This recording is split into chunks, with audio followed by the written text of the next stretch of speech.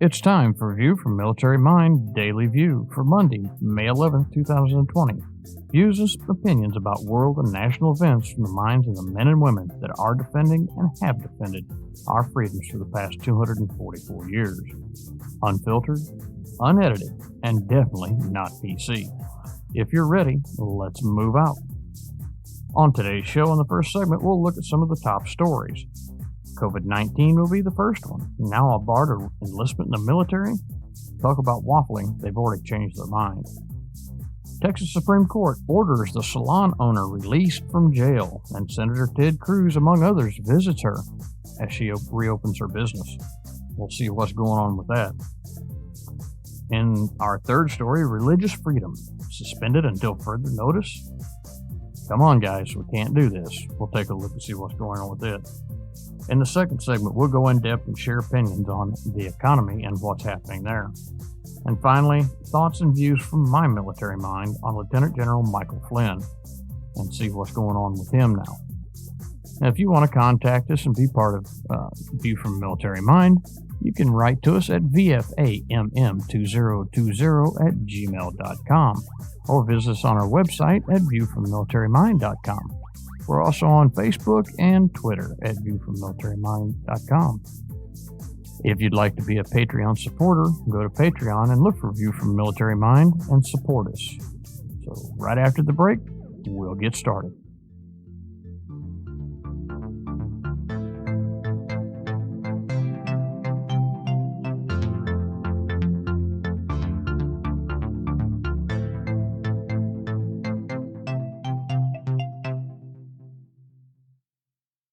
I was in the hospital with my son for 18 months.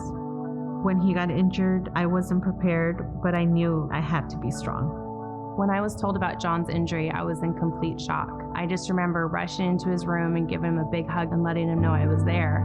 These veterans and families are just a few of the heroes we serve at Homes for Our Troops. For thousands of severely injured veterans, everyday life is filled with barriers. It was really the little things throughout the house. Counters that you can't roll up to. I had to drag my wheelchair down steps. I want to help, but he is so determined. At Homes for Our Troops, we build specially adapted custom homes with features like wheelchair access, roll-in showers, and automatic door openers that allow them to function independently and focus on their recovery and family. This house is freedom. It's hope. It's a new beginning. This house has given me my family back. To learn more, visit hfotusa.org. All right, welcome back. First thing we're going to get into is this COVID-19. Of course, we've all been dealing with it for a while now, a couple of 2 or 3 months, and it's ridiculous. Now the military has jumped in there, and last week on the 6th, which is last Wednesday, basically they came out and said,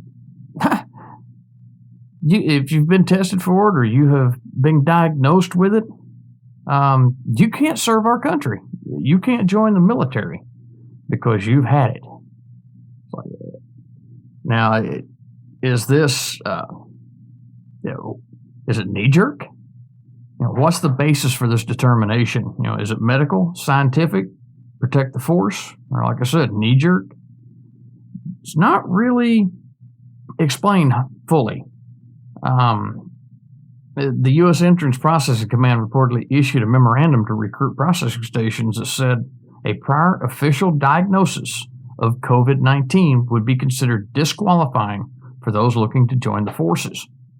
And this was reported in the Military Times last Wednesday. It says, during the medical history interviewer examination, a history of COVID-19 confirmed by either a laboratory test or a clinician diagnosis is permanently disqualifying. Now, what makes it kind of suspect is this thing first appeared on Twitter, the document. Of course, then a spokeswoman from the Pentagon confirmed to Military Times when it reported the memo was authentic. So now, in light of that, recruits can apply for waivers. Hell, they got waivers out there for everything under the sun already, to include some criminal acts they've got waivers for.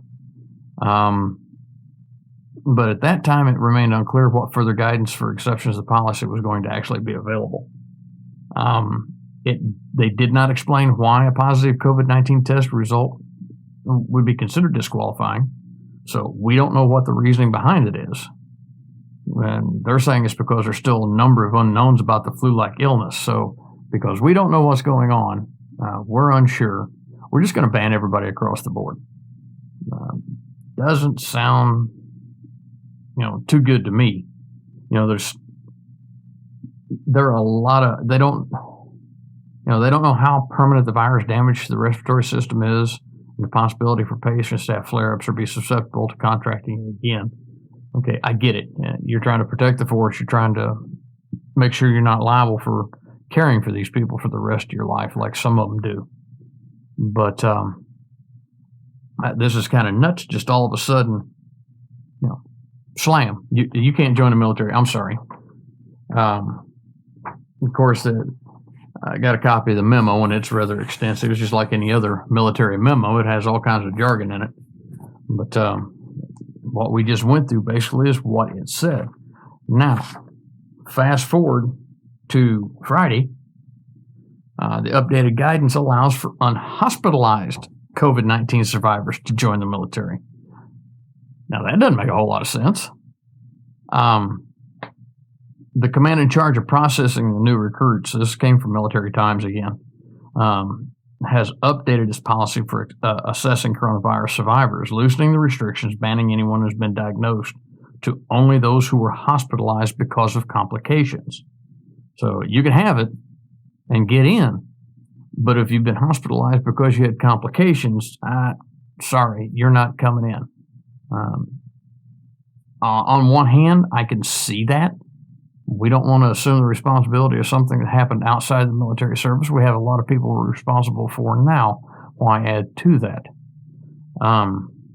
Because there will be people that try to come in just to get that care from the military free of charge. I know it sounds kind of rough, but it does happen. It says here that it was part of an interim memo which characterized COVID-19 as a no-go. So they've updated that.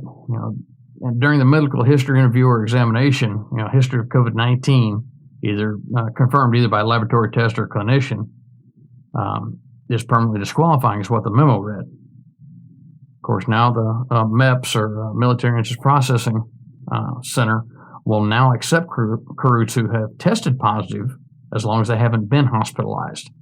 So that's a little bit better. You can have it, but as long as you didn't get hospitalized with complications over it, you can go in there. It did not provide any specific definition of hospitalization, which could include layers of severity from emergency room visit to supportive care like oxygen and fluids to intubation for a ventilator, things like that to facilitate breathing. They are testing all new basic trainees for coronavirus upon arrival. There's several layers of screening a recruit goes through before swearing in as a matter of practice. So they're trying to filter out issues that could affect individual unit readiness down the line before that point. Of course, MEPCOM is responsible for medical exams to determine the fitness of duty or fitness for duty prior to a soldier arriving to his basic combat training station. Whether that be Navy, Marine Corps, Army, Air Force, Coast Guard, whatever branch they prefer to go in, and that's whether it's Reserve or National Guards, they're responsible for that medical validation. So, and they will go through it. Of course, things like heart defects or asthma, as well as certain behavioral conditions like clinical depression or ADD, they're still disqualifiers for you coming in. With so little research on the long-term implications of COVID-19, MEPCOM they're trying to err on the side of caution. I get it, but your interim memo come out and just kind of almost wipe the slate out. You're having a hard enough time getting people into the military branches as it is. Let's not cut the soldier off of the knees, and he really didn't have anything to do with it, or the future service member. So, but that's where we stand at that. They're going to keep testing on it. They're going to keep revising that. So let's kind of keep an eye on that, especially if there's any of you out there between the ages of 17 and 36 who would like to go in the military, let's keep that in mind. Watch what you're getting involved with. A little bit more on the military side of the house here.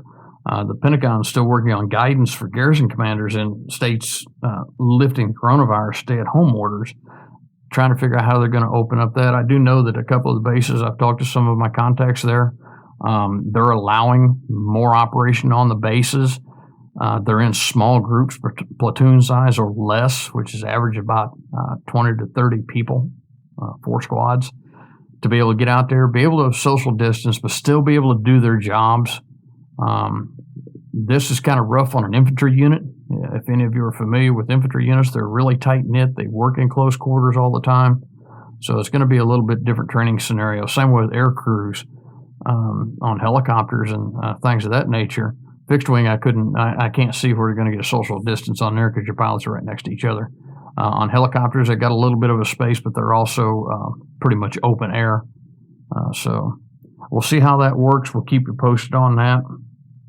We've got large military communities in Texas, Georgia, and Florida.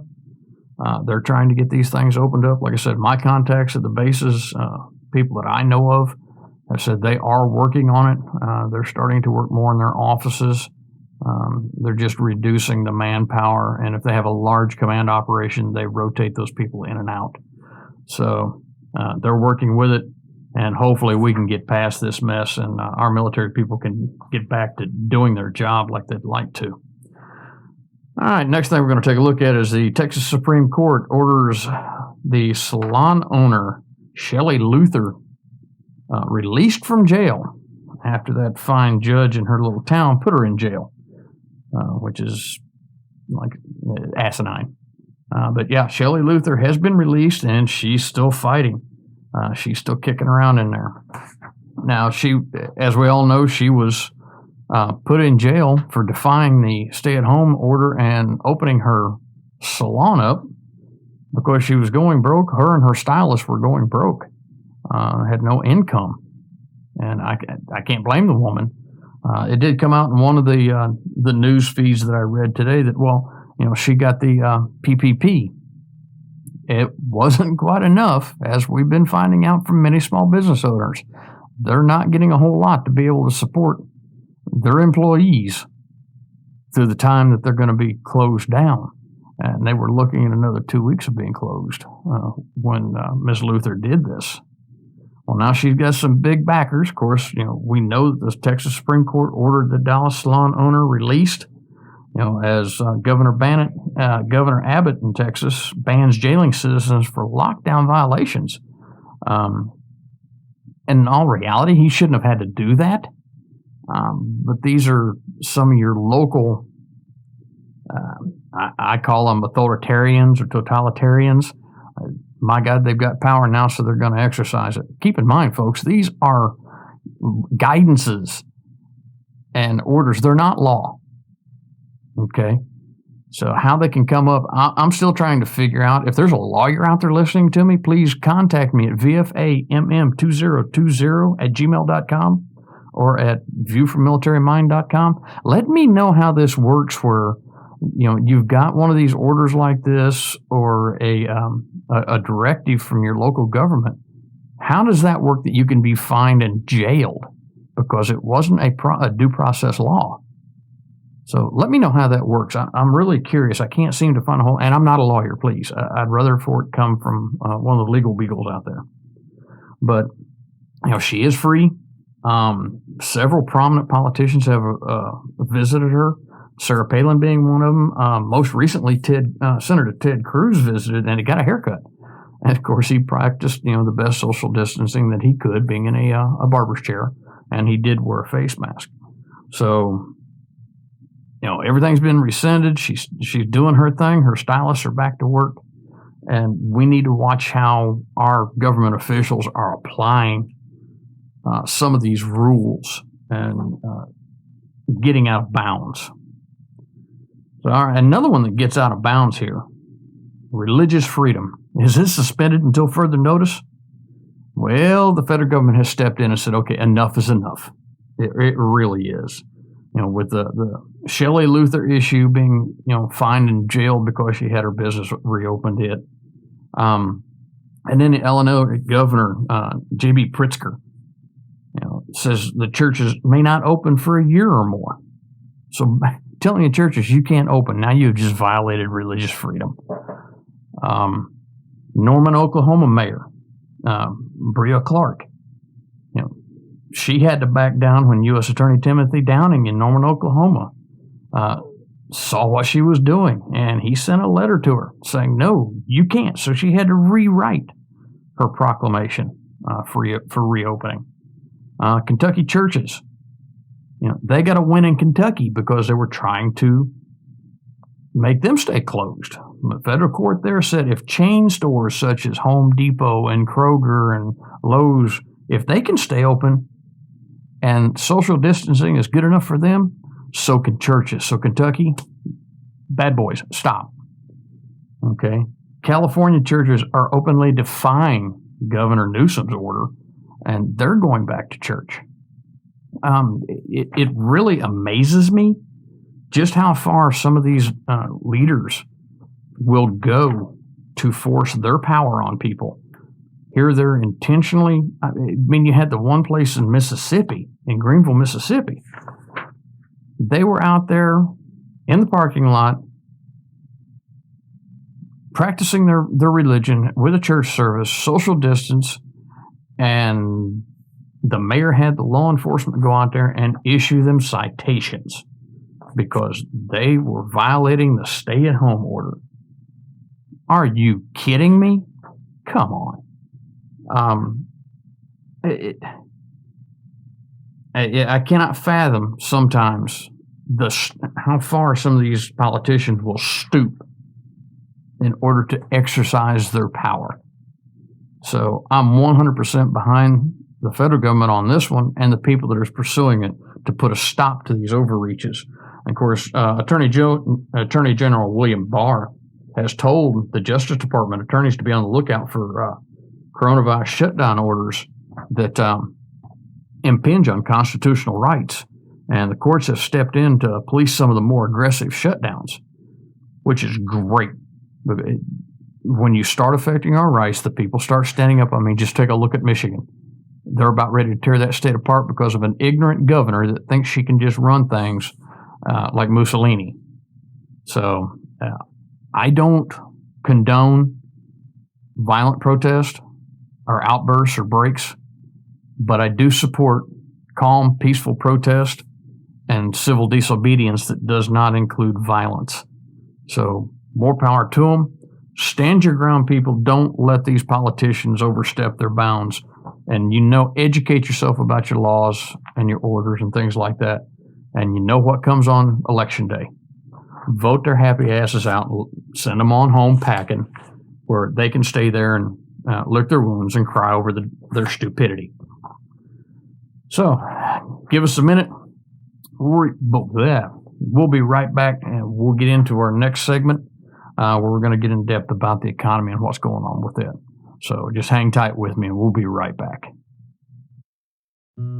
We will never fully understand what we've asked of our military service members, of their families or their children, asking them to deploy, patrol, stay on watch, on point, asking them to put themselves in harm's way, to endure it all. But we do understand that it's our turn, our duty, to bring them all the way home, to keep them secure, to have their backs for the rest of their lives. Wounded Warrior Project long-term support programs do whatever it takes to help our most severely ill or injured veterans live independently, at no cost, for life, so that they might stand at ease. Find out how you can help at findwwp.org.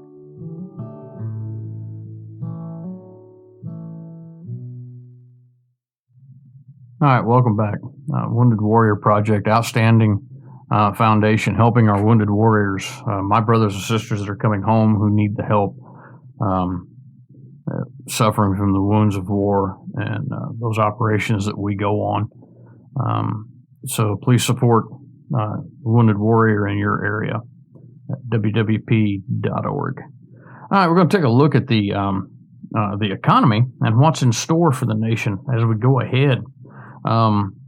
One of the things that lawmakers are looking at right now are reforms to the $600 unemployment benefit in a bid to save jobs, because we've got some folks out there that have decided that, hey, I'm getting $600 on top of my unemployment. I'm not going back to work. I'm going to set my happy butt at the house and feed off the government for $600 on a week on top of what I've got. It's really crazy that people would do this, but this is the time and age we live in.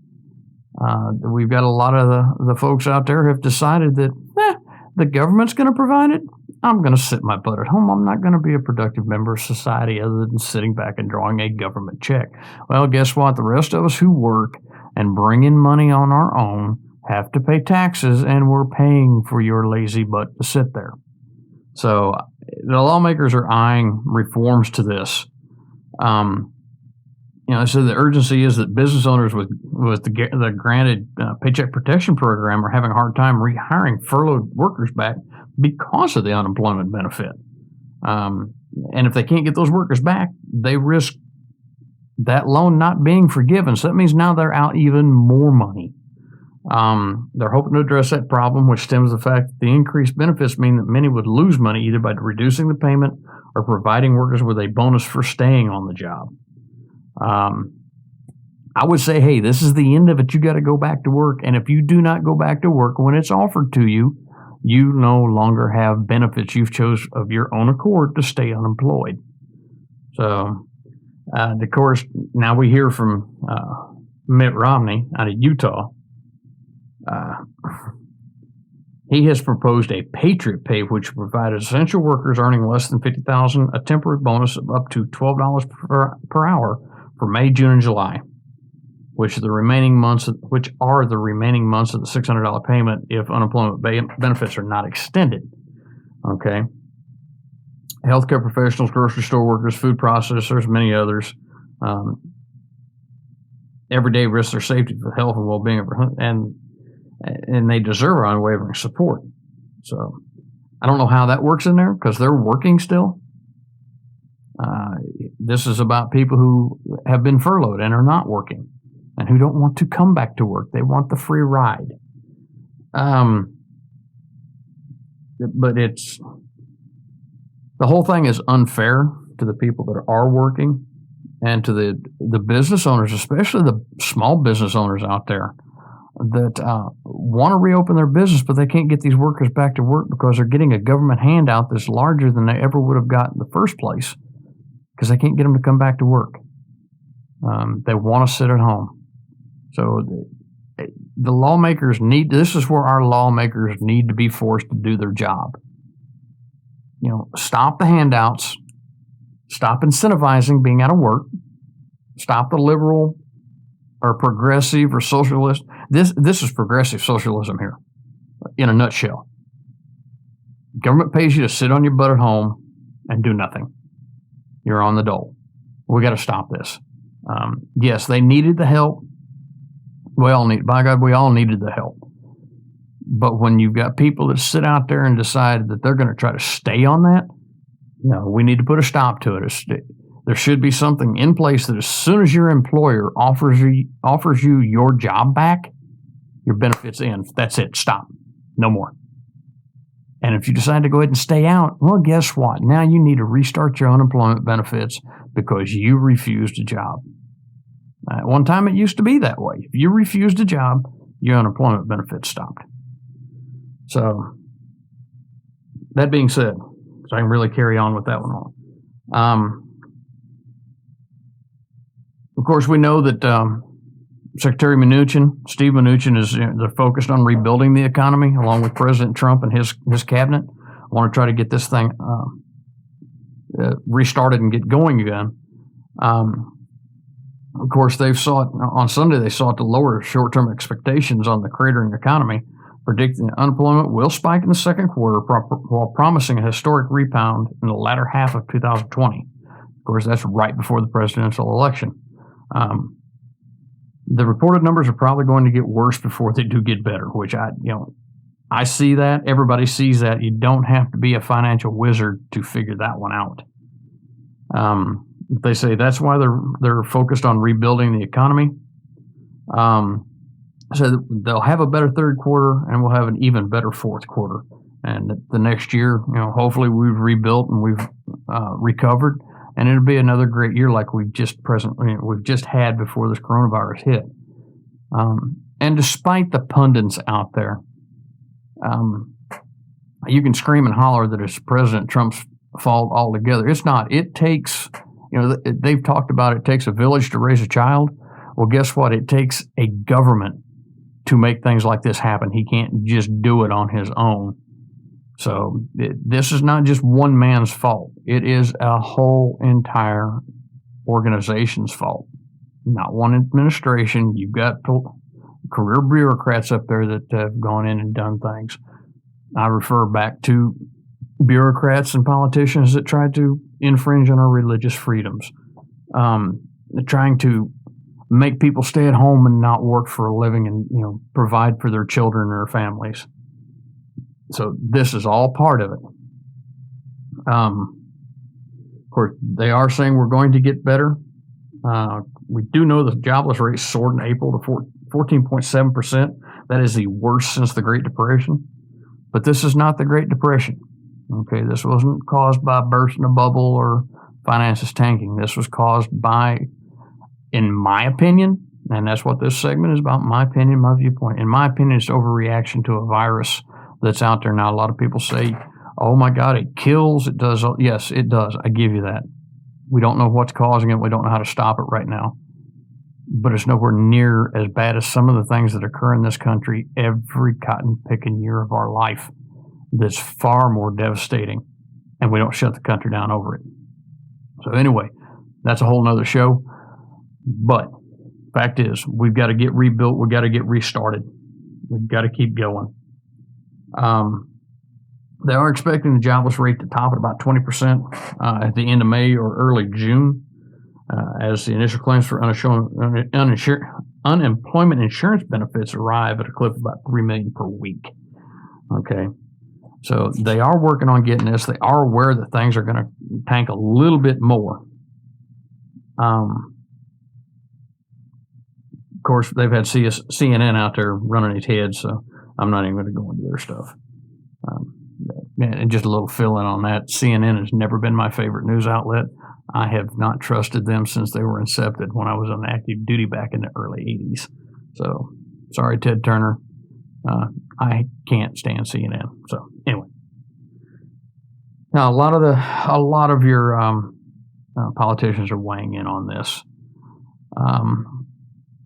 One of the states out there, let me see if I can find out who he is. In Ohio,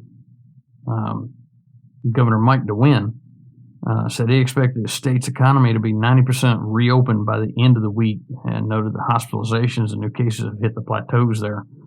So he said the economy is not going to open up no matter what is not going to open no matter what we do, whatever we order, unless people have confidence. And he's trying to build confidence. So I got to give it to Governor DeWine that he's going to try to build the confidence in his residents in his state. And he's right. The people out there in the country have to have confidence in what the government's doing to get it restarted. They got to have confidence that the business owners got to have confidence in the government. They're going to get their employees back.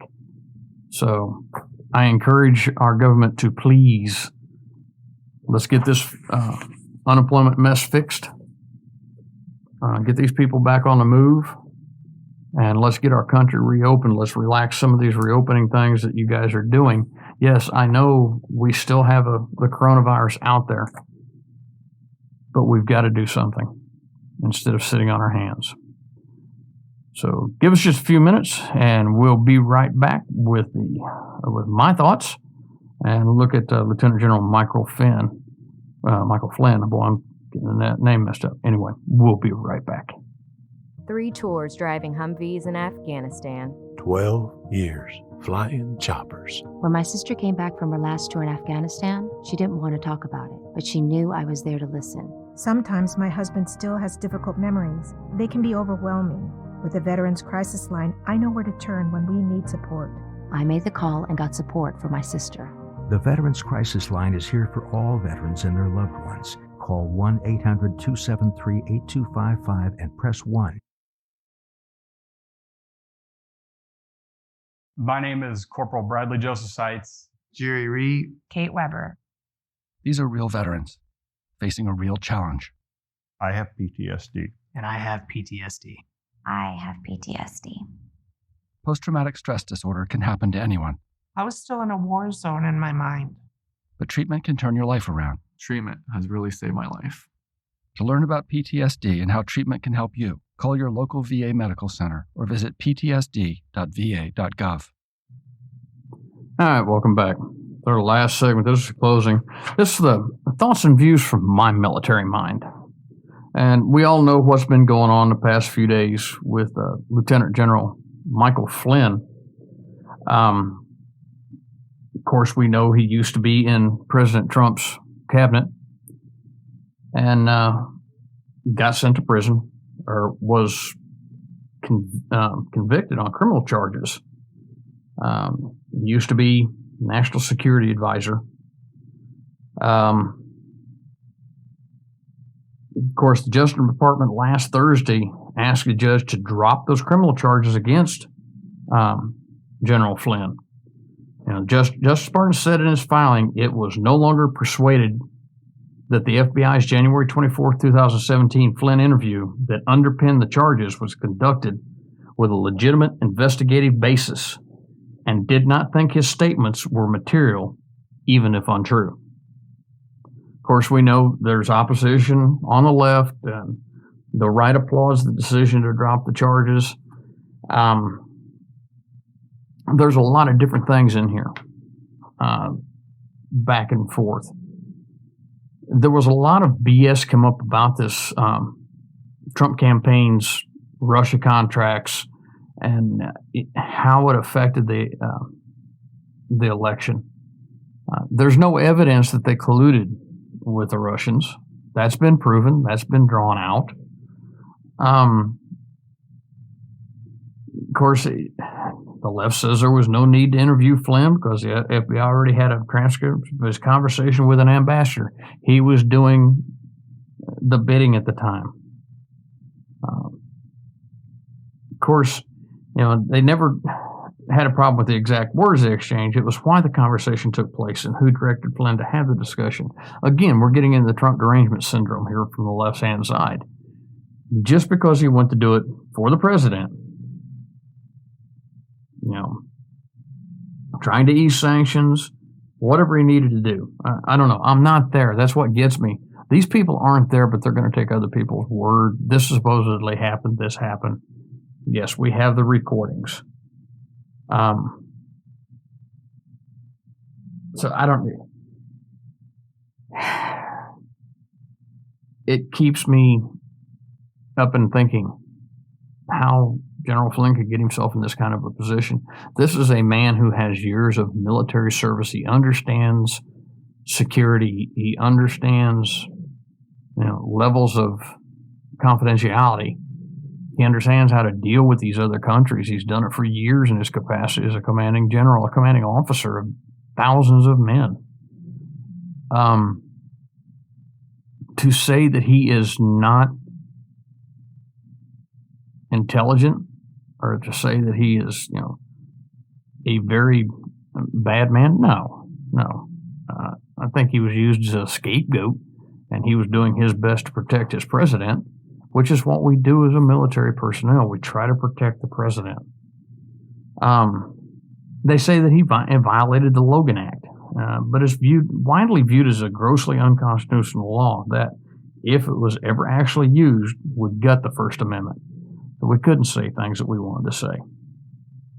Yet the record now shows the Logan Act has become the last refuge for untoward Justice Department officials who are desperately trying to find any crime to use, and they've been trying to use this thing against General Flynn. And the incoming National Security Advisor, they've tried a little bit to use it against him. Of course, now they're starting to get the FBI realigned and get them straightened out. They should be non-political. They should not be influenced by what party's in place or what party's going out or what's outside has the most influence. I've been law enforcement. I had a lot of respect for the FBI, but when your higher-ups are that political and that driven by their particular party, they need to go. They need to be removed, which we do know that Comey was removed. The two little Jack and Jill Lovebirds, the two agents that played their little games, they've been removed. And that should be across the board. If you use your political viewpoints to direct how your case is and what you're going to try to, quote, dig up, you need to go away. Now, a lot of people ask, why did General Flynn cop a plea? And nobody's really sure. It says Flynn and his lawyers have never been provided with a transcript of his call with the Russian ambassador that they say that he made. So they're not sure what they've got there. Not until late last year that Flynn was provided with much of the material that had led the Justice Department to drop the prosecution. And at the time, Flynn did not know about all the shortcuts, missteps, and irregularities the FBI used to investigate him. What's more, the agents who interviewed him at the time did not even think he was lying. What happened to Michael Flynn happens a lot in America's criminal justice system. It's true. It's fair to ask why the Justice Department has decided to intervene in this case at this time, but it's also fair to ask why, just before a new president took office, and against its own investigators' recommendation, the FBI's leadership kept the case open without proper predication. Equality under law is bedrock American principle, and so is a peaceful transfer of power. And obviously this did not happen. They didn't approach this equally. The FBI did not. It was recommended to them to stop. There was nothing there. And they continued on. Anything they can do. Basically, they forced this man through pressure to give up. They filed the documents. That seems to have vindicated. Of course, the left is screaming that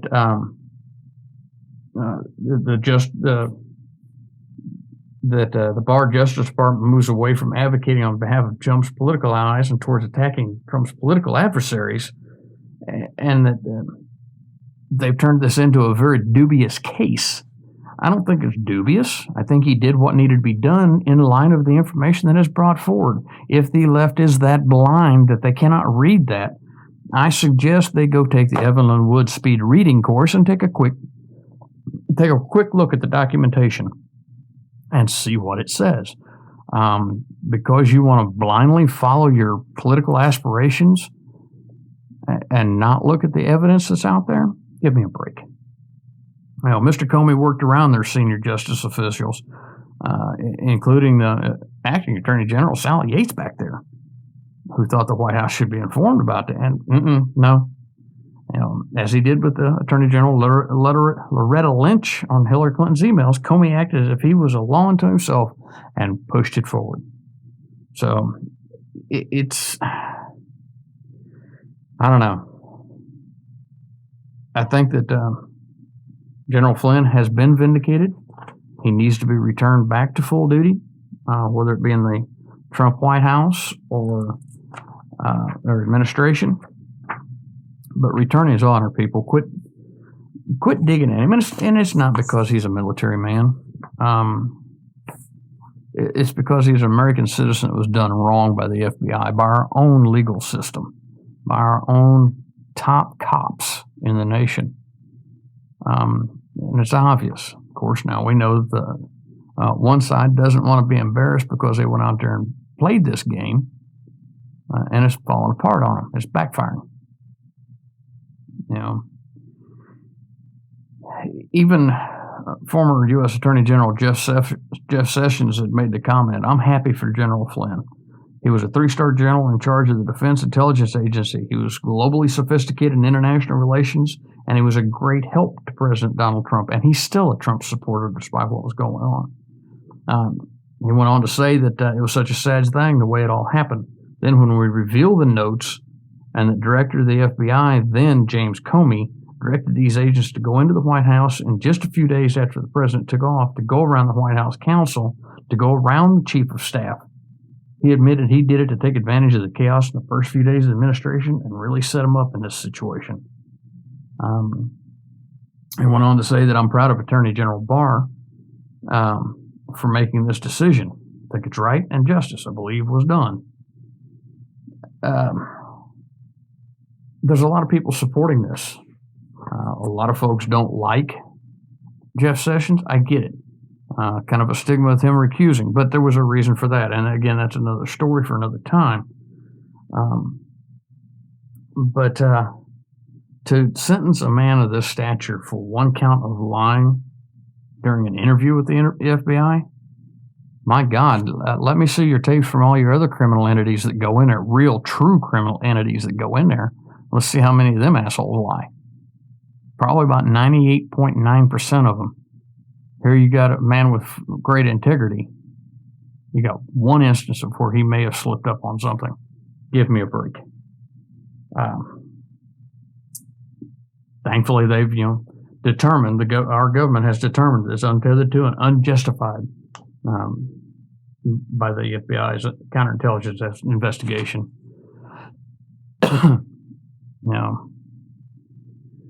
But anyway, he's still got a little bit of a road. General Flynn will get through this. The administration will make sure he's able to move on forward.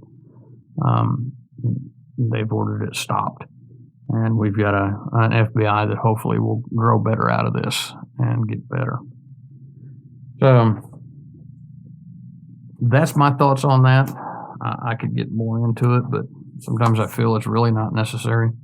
But I will if there's anybody asking. So, well, look, I got some administrative notes, a special thing. If you would like to support this show, I do now have a Patreon account. So go to Patreon, sign up, and be a supporter of viewfrommilitarymind.com. You can still go to our webpage, viewfrommilitarymind.com, or you can write to us at vfamm2020@gmail.com, or visit us on Facebook and Twitter, View from Military Mind. And come on out, support us, let us know what you like, let us know what you don't like. Let me know if there's something else you would like to see in this show, or if you'd like to see it reformatted a little bit. This is always a work in progress. It is a living show. It is for you. I want to know what you want to see. Now, this coming Wednesday is going to be a special show. It's going to be a tight day, but I got a good show. I did have a post on our Facebook page that had a list of questions. I always ask everybody, ask me a question. Ask me something to look at for you. So there's a list of those questions, and go on our Facebook page, View from Military Mind. I'll post them on our website, viewfrommilitarymind.com, or send me an email at vfamm2020@gmail.com, and I'll send that list to you. But there's a whole list of questions on there that people would like to have some kind of answers, whether it's true, not true, how it came about, things of that nature. So I look forward to that on Wednesday afternoon to get that out to you. Wednesday morning, I will be a guest on Moving It Right, internet TV show, which is also part of the Trump2020.com and movingitright.com. So you can also visit them on Facebook at Moving It Right. And I'll be on there with Rich, who is the host of that show, and I'll be on there as his guest, and we'll get in some topics from the right side of the world. So I look forward to hearing from you all. Hopefully I'll see you all on Facebook Wednesday on Moving It Right, and let me know what you think of this show today and the show coming up on Wednesday. Until then, be safe, be happy. God bless you all, and God bless America.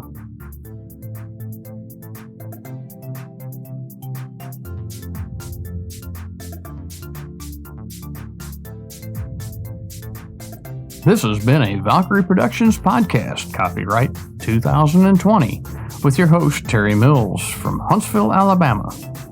Until the next time, be safe and God bless America.